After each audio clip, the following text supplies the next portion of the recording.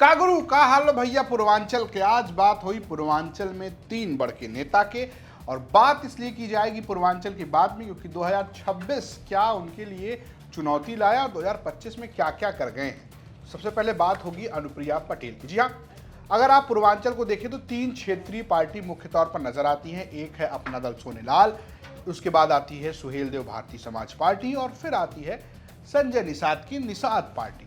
बात शुरुआत करते हैं अनुप्रिया पटेल की अपना दल एस यानी कि अपना दल सोनेलाल से।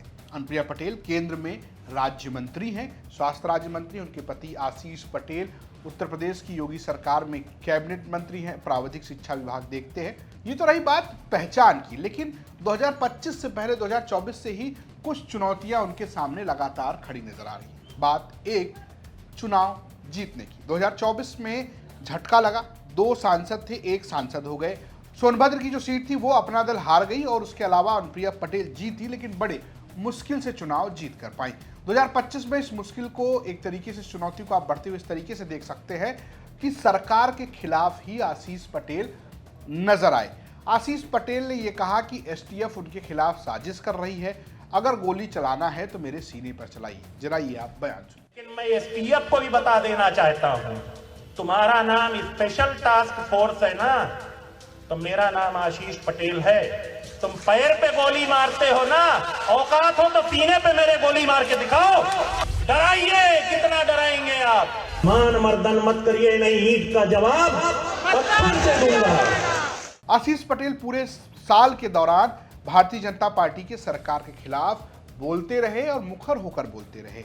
इस चुनौती में एक चुनौती ये भी रही कि इस बोलने में उनकी पार्टी के कुछ लोगों ने उनका साथ भी छोड़ा, अब वो चाहे प्रदेश अध्यक्ष हों या कुछ और नेता हों। और ऐसे नेता भी रहे जिन्होंने ना सिर्फ साथ छोड़ा बल्कि साथ छोड़ने के बाद उन्होंने बीजेपी का साथ ले लिया, जिसको लेकर भी आशीष पटेल बहुत नाराज नजर आए।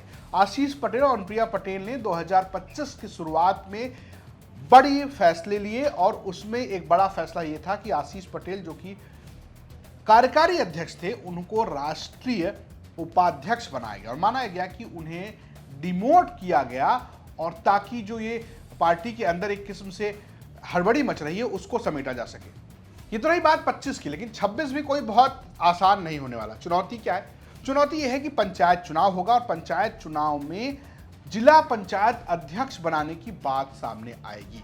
आपको बता दें कि पिछली बार जब पंचायत का चुनाव हुआ था तब जौनपुर की सीट पर अलग अलग चुनाव लड़ा, यानी कि बीजेपी से हर बार अपना दल, हर क्षेत्रीय पार्टी जो है वो अलग चुनाव लड़ती, कोई गठबंधन नहीं लड़ता। जौनपुर की सीट पर बीजेपी और अपना दल के बीच भारी विवाद हो गया। हालात ये बने कि अपना दल ने धनंजय सिंह की पत्नी को समर्थन किया और उन्हें जिला पंचायत अध्यक्ष बना दिया। इस बार फिर से ये चुनौती सामने आएगी और अपना दल के सामने सबसे बड़ी चुनौती होगी कि वो अपने जिला पंचायत सदस्यों की संख्या बनाए और ब्लॉक प्रमुख और जिला पंचायत अध्यक्षों की संख्या बढ़ाएं। क्या वो कुछ जगहों पर अपने जिला पंचायत अध्यक्ष बना पाएंगे? ये 26 की उनकी पहली चुनौती होगी। दूसरी चुनौती होगी 27 की तैयारी। 27 की तैयारी में चुनौती ये है कि पंकज चौधरी अब बीजेपी के नए प्रदेश अध्यक्ष बन गए।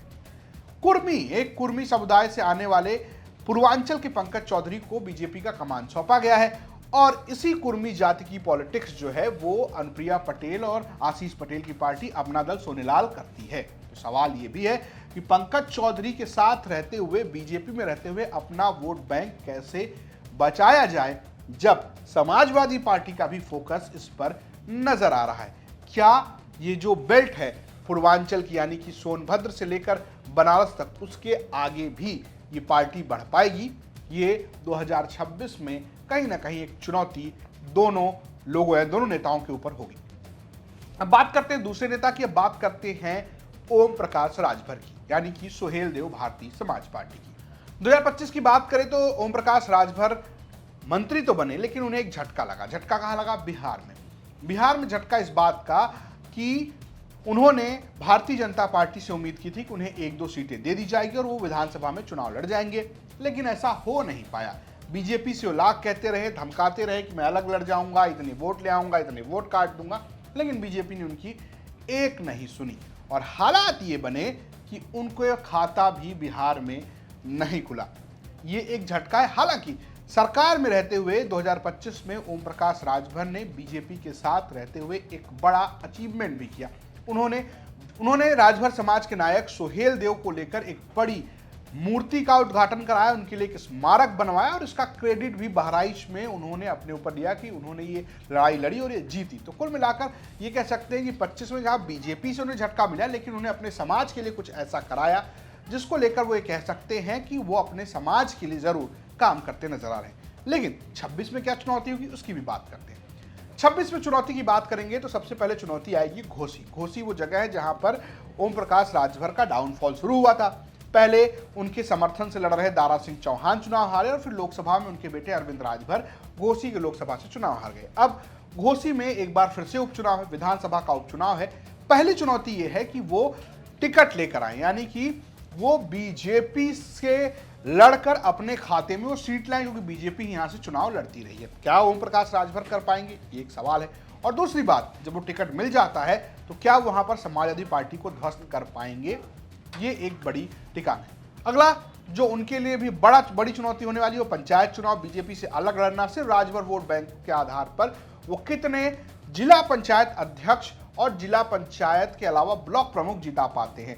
ओम प्रकाश राजभर पिछली बार ये दावा करते रहे हैं कि वो जिला पंचायत सदस्य, ब्लॉक प्रमुख, ग्राम प्रधान ये सब तो बनवाते रहते हैं। सवाल ये है कि कितने जिला पंचायत अध्यक्ष वो जिता पाएंगे और 2027 से पहले 2026 में बीजेपी से अपनी कितनी बार्गेनिंग बढ़ा पाएंगे। और अब बात संजय निषाद की। संजय निषाद पार्टी के हैं, गोरखपुर के रहने वाले हैं। चुनौती 2025 में भी रही।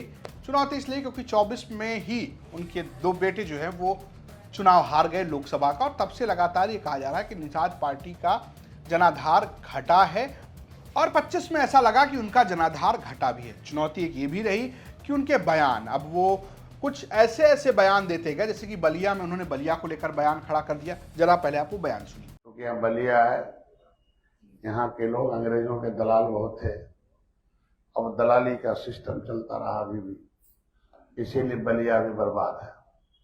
नहीं तो बलिया बागी बलिया था, आज वो अंग्रेजों को मार कर भगाया था, देश को आजाद कराया था। इसलिए मैं 2 घंटे यहाँ रहूंगा, आप लोग 2 घंटे सुन लो। ठीक, इस तरीके के बयानों को लेकर उनकी खूब आलोचना होती रही, घिरते रहे। कुल मिलाकर अन्य जो समाज है वो संजय निषाद के खिलाफ एकजुट होता नजर आया। तो 25 में कोई ऐसा मार्क वाला काम संजय निषाद ने नहीं किया। आरक्षण को लेकर भी घिरते रहे, जिस आरक्षण का वादा वो करते रहे हैं, वो रैली निकालते, लेकिन सरकार ने इस तरीके से समर्थन तो उन्हें नहीं दिया है। अब 26 में चुनौती ये है कि सबसे पहले कि वो जो जनाधार घट रहा है उस बीच में उन्हें निर्णय लेना है कि वो बीजेपी के साथ रहेंगे या दूसरे गठबंधन में जाएंगे, और अगर वो बीजेपी में रहेंगे तो अपने समाज की बात को कैसे आगे बढ़ाते हैं, क्या वो निषाद समाज के लोगों को लेकर आगे बढ़ेंगे। 25 में एक और बात देखने को मिली, उनकी टसल होती रही बीजेपी के निषाद समाज के सांसद से। ये आप बयान सुन सकते हैं कि जो कुछ चल रहा है, अगर भाजपा को लगता है कि हम लोगों से फायदा नहीं मिल रहा है तो गठबंधन तोड़ दे। क्यों छोट भैया नेता से अब शब्द करवा रहे हैं? चाहे राजभर के भी यहाँ नेता अब शब्द उल्टा पुल्टा बोलते रहते हैं। अब इसी जो लड़ाई है 26 में, इसे कैसे वो बीजेपी को बताएंगे कि निषाद नेताओं के जरिए सिर्फ निषाद वोट नहीं मिलेगा, उसके लिए संजय निषाद भी जरूरी हैं, या फिर वो पाला पलटते नजर आएंगे। 26 निषाद के लिए भी बहुत महत्वपूर्ण होने वाला है।